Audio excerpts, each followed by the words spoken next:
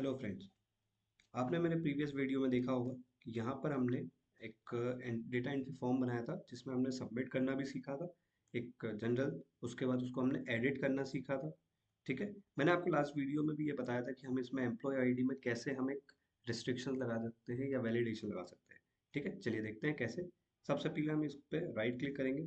यहाँ अगर आप जाएंगे व्यू मोर सेलेक्शन पे और यहाँ पर आप देखेंगे डेटा वैलिडेशन। जैसे आप डेटा वैलिडेशन पे देखेंगे, मैंने यहाँ पर एक फॉर्मूला लगा के रखा हुआ है।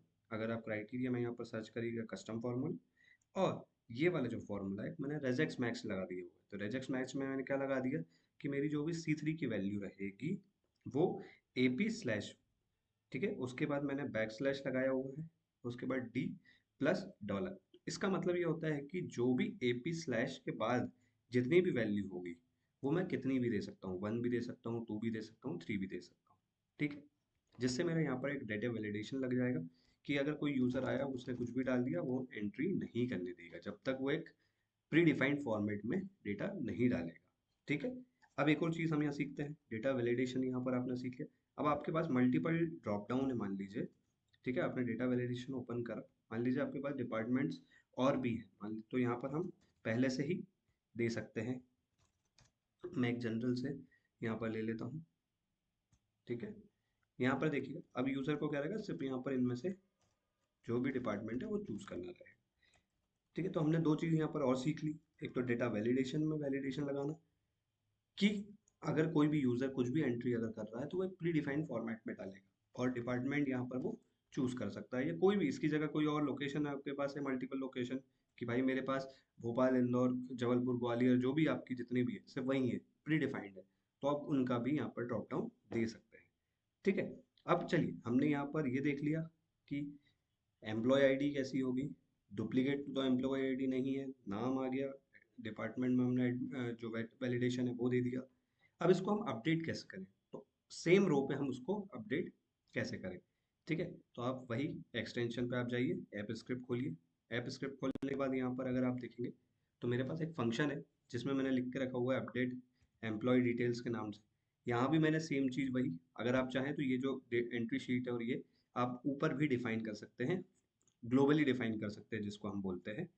ठीक है, तो बार बार आपको ये एंट्री फॉर्म या एंट्री शीट या डेटा शीट या लिखने की ज़रूरत नहीं पड़ेगी। ठीक है, सेम चीज़ मैंने वही करी जो हमने प्रीवियस फंक्शन में करा था कि अगर एंट्री शीट और डेटा शीट अगर मिसिंग है तो मुझे वो अलर्ट दे दे। उसके बाद सेम चीज़ वही मैंने करा था कि एम्प्लॉय आईडी मेरी अगर उसमें C3 में डली हुई है, अगर वो ब्लैंक है तो वो मुझे अलर्ट दे दे। उसके बाद मैंने डेटा रेंज, डेटा वैल्यूज, ये सारी फंक्शंस अगर आप देखेंगे तो मेरे प्रीवियस जो फंक्शन था उसमें भी सेम चीज़ें डली हुई थी। ठीक है, यहाँ पर मैंने डेटा वैल्यूज में से जीरो कॉलम उठाया, मतलब एक कॉलम उठाया, फर्स्ट जो इंडेक्सिंग थी वो जीरो थी, फर्स्ट कॉलम थी, उसको मैंने एम्प्लॉय आईडी से मैच किया। अगर वो एम्प्लॉय आईडी से मैच कर दिया, नहीं किया, मेरा यहाँ पर सेकंड लूप चलेगा, इफ कंडीशन चलेगी जिसमें मैंने रेंज उठाया। अब यहाँ पर जो रेंज है वो मैंने फाउंड रो प्लस वन उठाई, मतलब अगर मेरा यहाँ पर जो रेंज रहेगी वो जीरो रहेगी। ठीक है, अगर वो वन उठाएगा तो वो सेकंड रो में करेगा। जो मेरी, अगर आप यहाँ पर समझेंगे, अगर इंडेक्सिंग जो रहती है वो इंडेक्सिंग स्टार्ट होती है जीरो से, तो अगर वो जीरो लेगा और नंबर एक्चुअल में मेरी रो कौन सी होगी, फर्स्ट होगी, तो जीरो प्लस वन फर्स्ट होगी। तो सेम चीज़ मेरी यहाँ पर वो अपडेट कर देगा। अगर मैं यहाँ पर यही चीज़ सेम फंक्शन उठाता हूँ, एक हम बटन बना लेते हैं। बटन बनाना तो आप लोग बहुत अच्छे से सीख गए होंगे, जो कि बहुत ही ईजी है। यहाँ गया, मैं एक बटन बना लिया, मैंने यहाँ पर लिख दिया अपडेट। ठीक है, इसका कलर अगर आपको चूज करना है तो आप कलर ग्रीन दे दीजिए। मैं यहाँ पर सेव एंड क्लोज कर देता हूँ। यहाँ अगर आप देखेंगे, यहाँ पर मैंने बटन के साइजेस बहुत ज़्यादा बड़े करके रखे हुए, इसलिए ऐसा दिख रहा है आपको। तो हम इसको थोड़ा छोटा कर देते हैं। ठीक है, अभी आपको शो करने के लिए, बाकी आपको जैसे फॉर्मेट आप करना चाहें वैसे आप फॉर्मेट कर सकते हैं। ठीक है, और बहुत ही ईजी है फॉर्मेटिंग करना, कोई बहुत ज़्यादा नहीं है। ये आपके ऊपर रहता है कि आप उसको कितना प्री डिफाइंड करके आप यूज़र को एक यूआई जो होता है वो कितना अच्छा आप बना सकते हैं। ठीक है, यहाँ पर अगर आप देखेंगे, मैंने अपडेट जो स्क्रिप्ट थी वो भी कर दी। अब इस पे हम क्लिक करते हैं अपडेट पे। ठीक है, ये अपडेट पे मैंने क्लिक किया, देखिएगा ये जो है इसने employ details updated for AP 1, आपने क्या डाल के रखा हुआ है, एडमिन। अब अगर आप देखेंगे यहाँ पर तो एडमिन आ चुका है। ठीक है। अब एक चीज़ और हम यहाँ कर देते हैं कि हमको इसकी जो वैल्यू है ये भी हमें डिलीट करनी है। ठीक है, हम डिलीट करने के लिए या हम इसको बोल सकते हैं क्लियर करने के लिए, क्लियर भी करना है हमको। तो हम यहाँ गए, हमारा एंट्री शीट है, डॉट गेट रेंज लेंगे हम। गेट रेंज में आपका C5 ले लेंगे, या C3 से ले लीजिए आप तो, क्योंकि आपको जो है एम्प्लॉय आईडी वाला जो है वो भी डिलीट करना है। ठीक है, C3 डॉट, यहाँ मैं ले लेता हूँ क्लियर कंटेंट।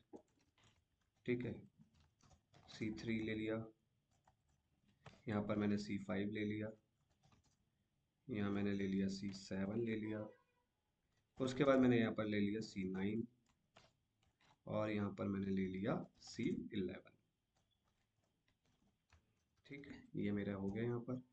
अब अगर आप ये देखेंगे, मैं एडमिन की जगह इसको कर देता हूँ HR। ये एम्प्लॉय डिटेल्स अपडेट हो चुकी है, ये मेरा फॉर्म अपडेट हो गया। अगर आप यहाँ पर देखेंगे तो HR हो चुका है। ठीक है, सेम चीज़ अगर हम यहाँ पर देखते हैं इस दूसरे के लिए, यहाँ पर गया फैच डिटेल्स किया मैंने।